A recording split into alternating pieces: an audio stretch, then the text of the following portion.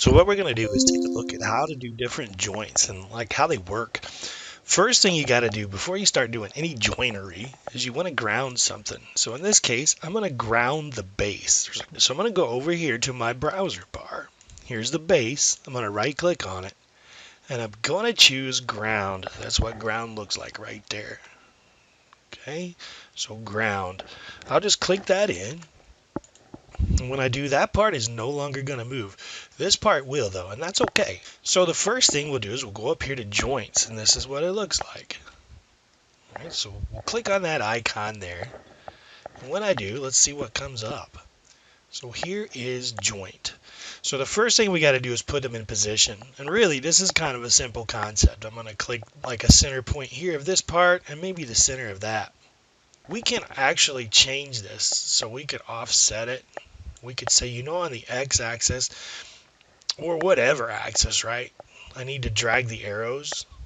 I could put it in a specific location if I wanted to. Okay, in this case, I just kind of want it right in the middle. I could also change it on the Y and the Z by dragging the arrows, or if I know a specific value, just go ahead and put them in.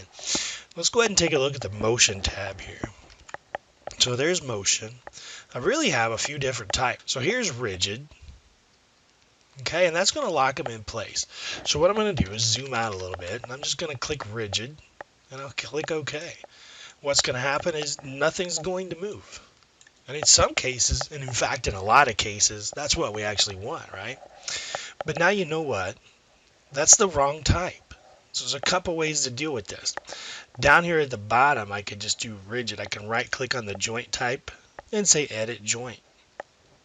I could also go up here to the joints menu. There's only one joint in right now. I can right click here and say edit joint. Either way, I'll get the same result. I don't want to do anything with position. I'm fine with that, but I am going to go to motion and I'm going to click Revolute. It's the next door neighbor here. So when I click that, you see what's going to happen.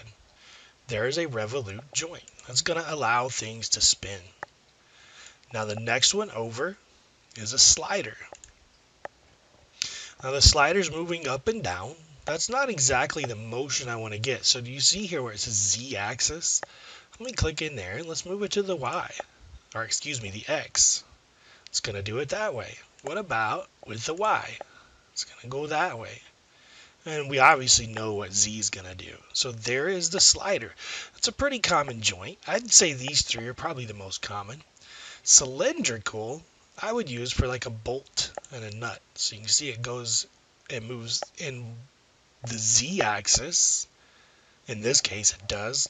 And it also spins at the same time. So really kind of the action of a bolt and nut. The next one over is called a pin and slot joint. This is really for similar to things like hinges and that kind of stuff. Let's go ahead and look at it. So you can see it slides and turns.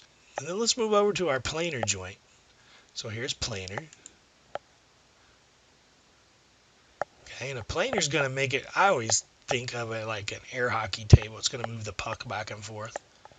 So you can see what it's going to give us. And then last but not least is the ball joint.